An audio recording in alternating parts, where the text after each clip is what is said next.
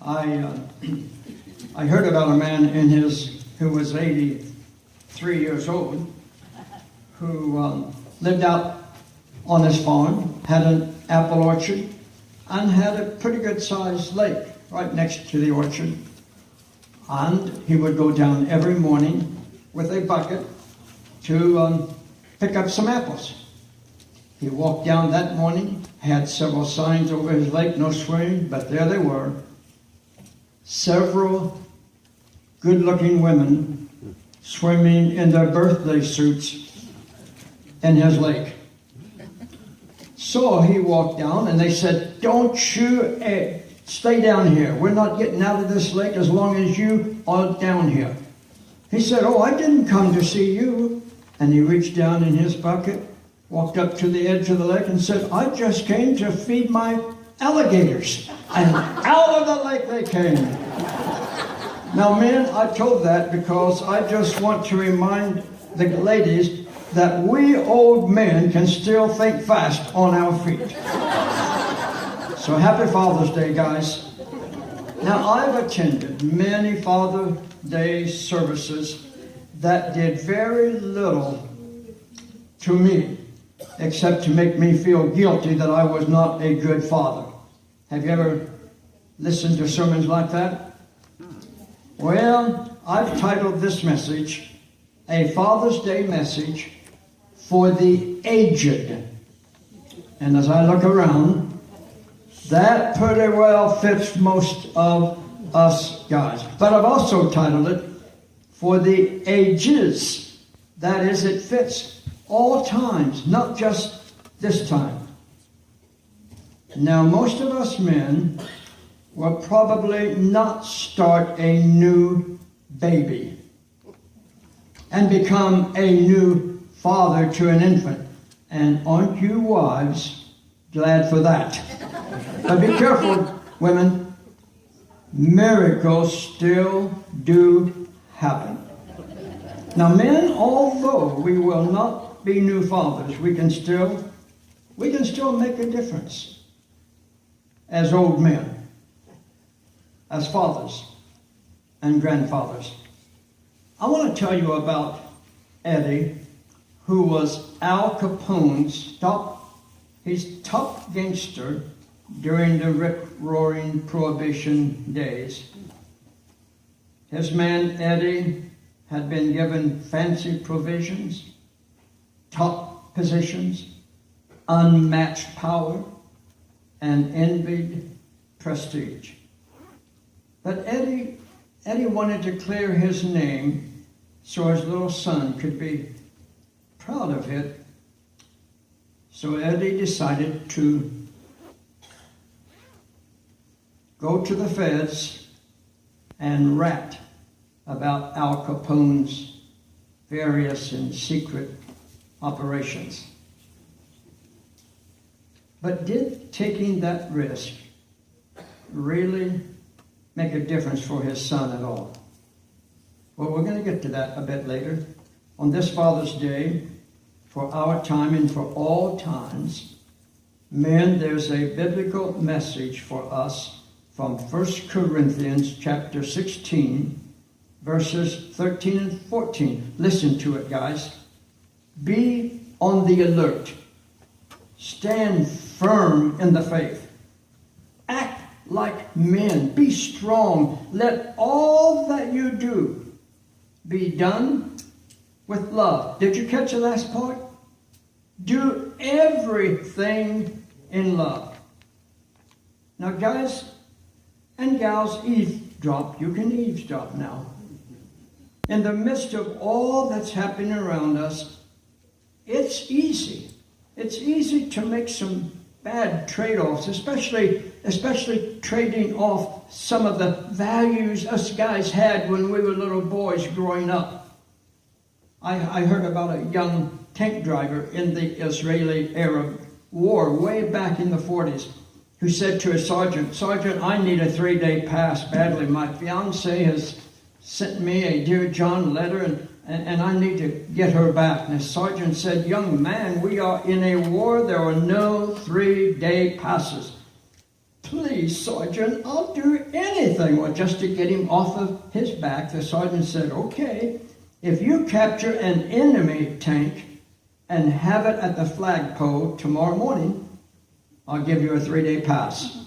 Sure enough, at sunrise, there was a captured enemy tank at the flagpole.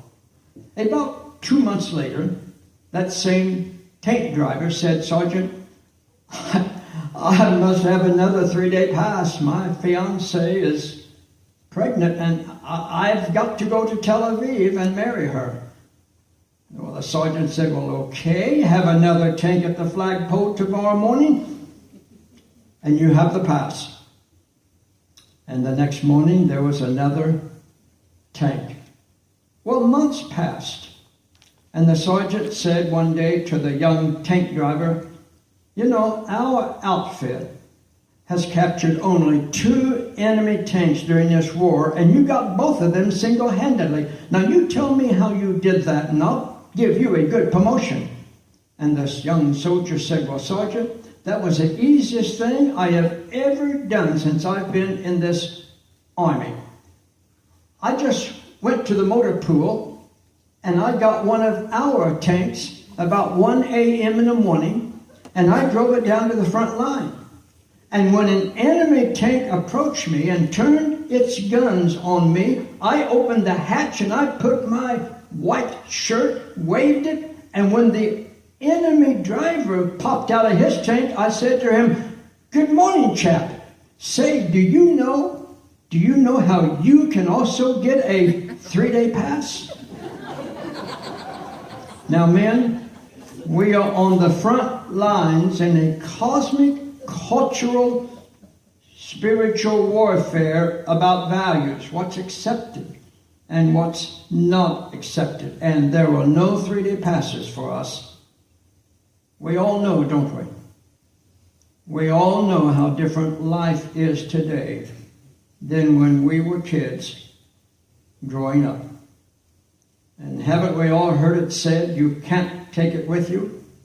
Yeah. But that is partially wrong. Because all of us can take our good deeds with us. We can all take our love with us.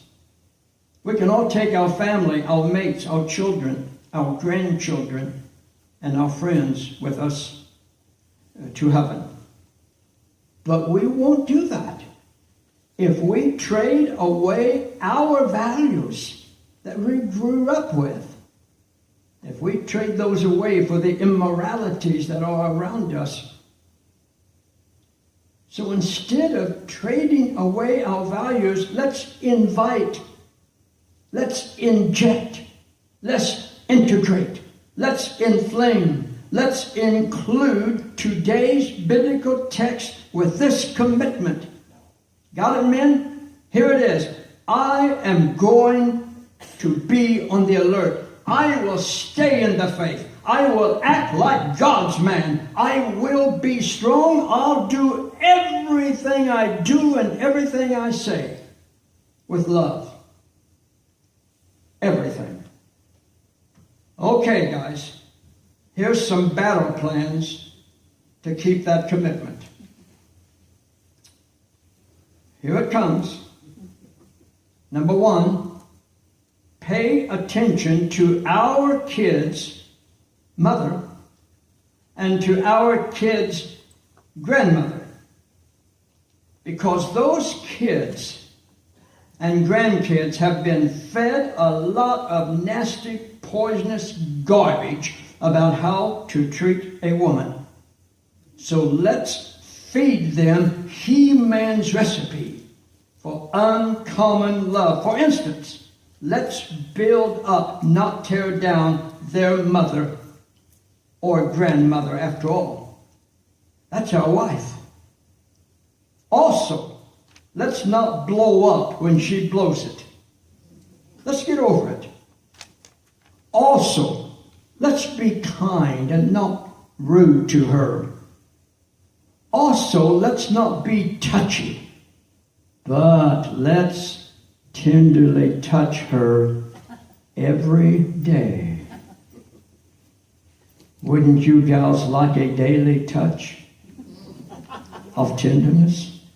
Also, let's not keep a record of mistakes she makes and then bring them up to her.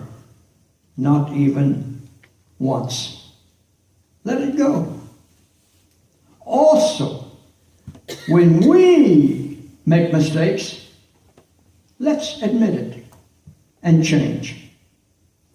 Also, guys, let's use those 3 powerful words many times. Here they are. Number 1, I am sorry.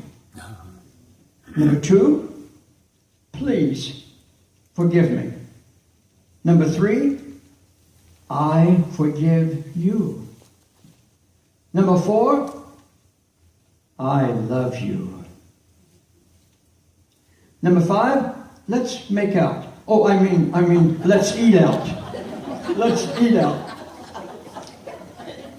I heard about an 82-year-old man who said to his 81-year-old wife, honey, let's go upstairs and make out. She turned to him and said, dearie, at my age and my arthritis, I can't do both of those. Make up your mind, go upstairs or make out. Not only pay attention to our family life, but also to our public life. Let's face it, guys.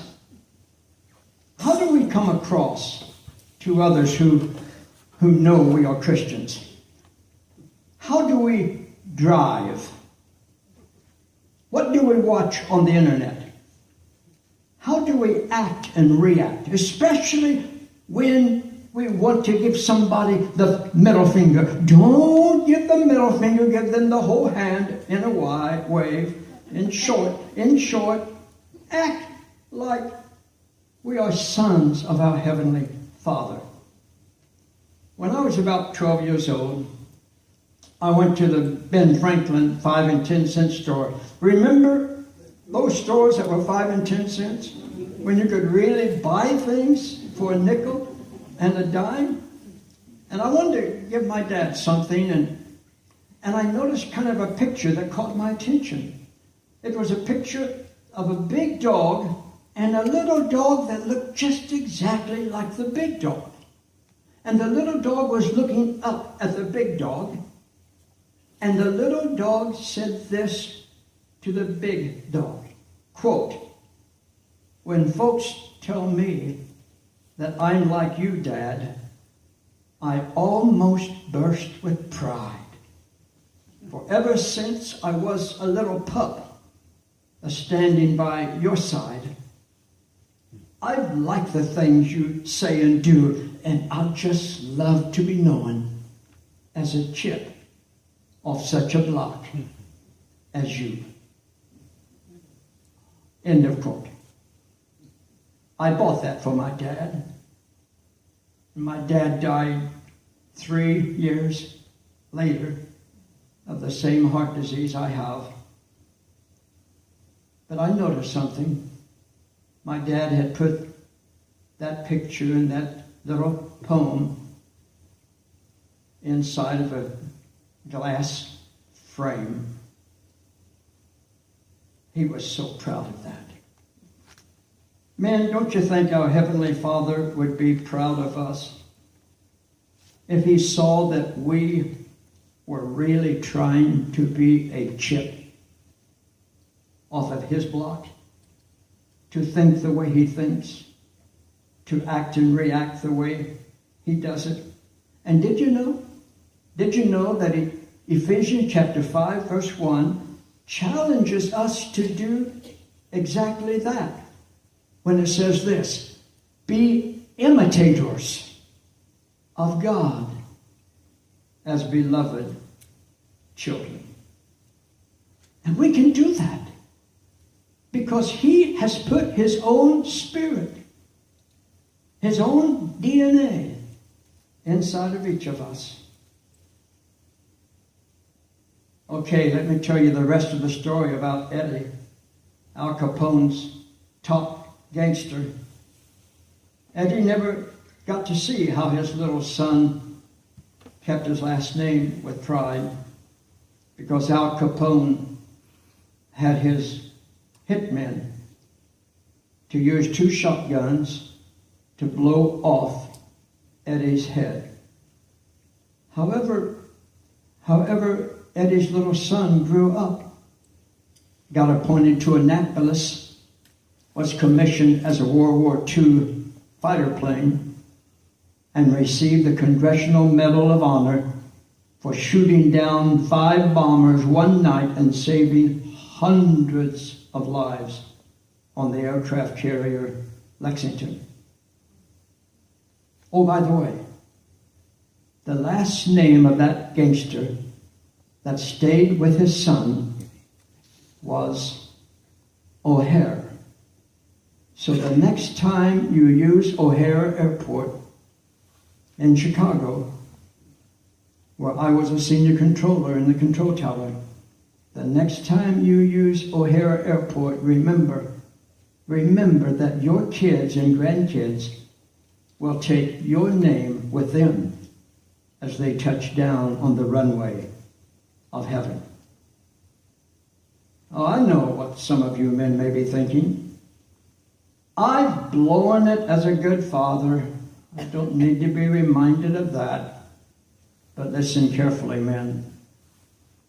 We all blow it. We all blow it. Don't we? But listen. All of us, hang on to this. God's grace is greater than our disgrace. God's mercy is mightier than our messes. And God's forgiveness is more fantastic than our failures. For all of us, would you like to know how your Father in heaven thinks of you? Here it is from Isaiah 43, verse 4. Listen to it. Quote, "You are precious and honored in my sight because I love you." Signed, God your Father. Would you say that with me? I am precious. Let me say it again. I am precious and honored in God's sight because He loves me. Let's say that. I am precious and honored in God's sight because He loves me. You want to know the value He has placed on you? Here it is from Lamentations chapter 4, verse 2. My sons are worth their weight in gold. Now, guys, if you are concerned that you're too overweight, just remember God says you are worth your weight in gold. Signed, God your Father. And want to know God's best kept secrets about you? Here it is from Isaiah 43, verse 25. Quote, I am the one who, catch it very carefully, I am the one who wipes out your transgressions and I will remember them no more. Did you catch that? God has a forgetfulness. He has promised He will never remember a sin you've done that He has forgiven. And God said that 8 different times in the Bible. Folks, here's the gist of it all. Our Heavenly Father does all things for us out of His love. So why not do all things for Him out of our love? Why not just let this day also be His Father's day? Because He deserves it. Why don't we all sing that little prayer to our Heavenly Father to help us make this day His Father's day? That song, that tree of prayer. Have your own way, Lord. have your own way. You are the potter. I am the clay. Mold me and make me after your way, after your will, while I am waiting, yielded and still. Hold o'er my being absolute sway. Fill me with your spirit, till all shall see Christ only, Christ always living in me. Yep, to be his child, growing up to be more like him, that makes every day the Father's Day. Let's sing it, number 382. 382.